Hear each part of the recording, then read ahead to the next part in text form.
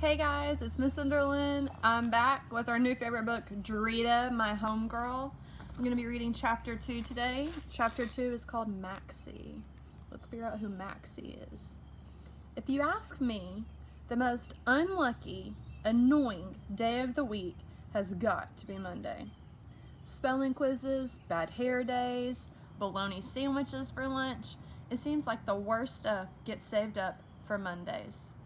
Stormy Monday is what my grandma always calls it. She's even got a little song she sings around the house all about it. Oh, it's stormy Monday, I'm feeling oh so sad. Lord, it's stormy Monday, I'm feeling oh so sad. Blues are raining down on me, and I'm feeling oh so mad. When I was 7, I thought that song was just about a rainy day that happened to be on Monday. But now that I'm a 4th grader, I know exactly what that song means.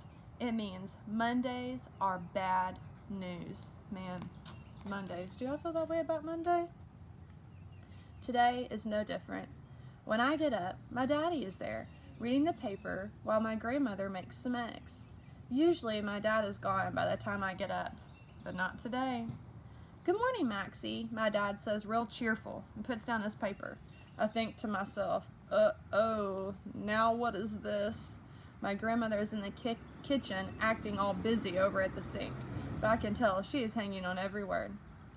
Okay, what did I do this time, I say, and I'm wondering if I looked in his pipe box yet and found out I broke his fruitwood pipe. It really was an accident. I was just playing. Ha ha, Daddy says, rubbing on my head. You didn't do anything, my smart girl. Can a daddy talk to his only daughter? Now I know it's something really bad. Maxie, I have a friend I want you to meet, he says. Who? You mean like Uncle Herbie? I say, thinking maybe I'm going to go bowling again. My Uncle Herbie is my dad's oldest friend. He's got a purple bowling ball with his initials on it and has a doorbell at his house that can play a whole song. My daddy coughs like he's got a piece of toast stuck in his throat. No, Maxie, not Uncle Herbie. A woman friend. Oh, I say and look down at my eggs. Her name is Lisa. She works at the bank with me. I think you'll like her, honey. She even has a little boy, 4 years old. I push my egg over to the side, looking for white stuff. Sometimes when my grandma makes scrambled eggs, she doesn't cook them all the way through, which I hate. Baby girl, aren't you going to say something? Daddy asks. Grandma, you didn't cook these eggs enough, I say. Answer your father, my grandma says.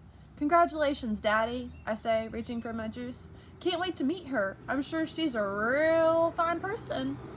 My daddy shoots Grandma a look, and no one says anything else about no Lisa after that, which is just fine with me. Go on and get dressed, Maxie, Grandma says, and no dawdling this morning. I don't want to be late.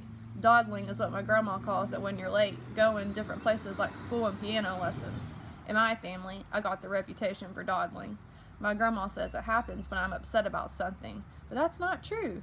I just like to take my time doing things, like getting dressed in the morning. Inside my room, I open my top drawer to look for some socks, but it's empty because my grandma didn't do the laundry yet this week. Then I spy one of my rainbow toast socks my daddy just bought me lying under the bookshelf.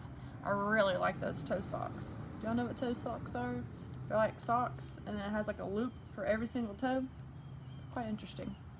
I used to have a pair whenever I was little. Outside the door, Grandma and Daddy are talking. Gerald, she needs more time, goes my grandma. How much time does she need? It's been 3 years already, my daddy says back. 3 years is nothing for a child, Grandma says. Blah, blah, blah, blah, blah, blah. It seems like my grandmother and my daddy are always fighting about me lately. Usually, my daddy's saying that I've got to be more grown up, and my grandma is saying no way. I don't because of what happened when I was 7. Sometimes I agree with my daddy, sometimes I agree with Grandma, but most of the time, I think they both got a point. I start looking around for my other toe sock, but I can't find it anywhere. She needs to think of something besides herself once in a while, and I don't mean that dang hamster, my daddy says. Gerald, language, goes my grandma, because you're not supposed to use curses in my house, even little ones. Over by the window, there's Cupcake, waving at me from her habit trail. Cupcake is my dwarf hamster. I named her that because she's so white and fluffy that she looks good enough to eat. Ever since Cupcake escaped and hid under the radiator, I don't think my dad likes her too much. Want to go in your exercise ball? I ask her. Cupcake sticks her nose out of the nest and sniffs at me. In hamster language, that's definitely a yes. Real careful, I lift the top of her cage and take her out. Squeak, says Cupcake. I put her on my shoulder because I'm trying to train her to ride around up there. The only thing is, she doesn't really like that too much. She decides to run down my back. Hey, I say, and lean over so she doesn't fall and hurt herself. Where are you going? I ask her, because now she's running down my leg and onto the floor. She just wrinkles her nose and laughs at me. Then she goes right under the bed. Wait, I go, and I dive after her. Wow, there's a lot of stuff under here, I think to myself, because now I found about 12 things I've been looking for, including my light-up pen, last week's science homework, yikes, and half a candy bar, ew. I guess that's why my grandma is always after me to vacuum under my bed when I clean my room. Then, way in the back, almost to the wall, I see Cupcake sitting on my other toe sock. Real slow, I grab one end of the sock and start to pull out. Are you hurrying? My grandma yells through the door, just as I grab Cupcake off the sock. Poor thing, I say, holding Cupcake against my chest. Her heart is beating so fast. She must have been scared by her toe sock ride. I lie back down on my bed, give her a chance to nestle. Just for a second, I close my eyes. The minute I do, this bad feeling comes over me. Then it's like my brain is a broken record. Lisa, Lisa, Lisa, goes my head. That's when my grandma comes charging into my room, my daddy right behind her. Squeak, Cupcake says, and jumps off the bed. Oh no, not again, hollers my daddy, scooping her up off the floor. Get up this minute, yells Grandma, throwing back the covers. Before I know it, Cupcake is back in her cage. I'm wearing rainbow toe socks and my least favorite dress, and I'm hauling out the door on the way to school. It's time for school, they yell. What would my family do without me? If it weren't for me, there wouldn't be anything they agree on. That's it for chapter 2. Now I want you guys to think, who is talking in this chapter? In our first chapter, Drita was talking, telling us about her new life, coming to New York.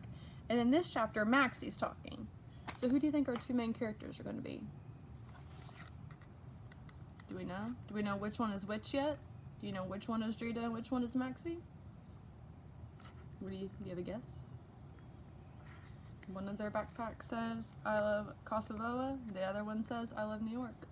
I wonder which one is which. Let's see. What else? So what do you think about who does Maxie live with? What is Maxie's problem? Why is Maxie being so weird about this Lisa person? What do you guys think? I want you to go to your Google Doc and go answer the questions, and we will talk about the answers tomorrow. Bye.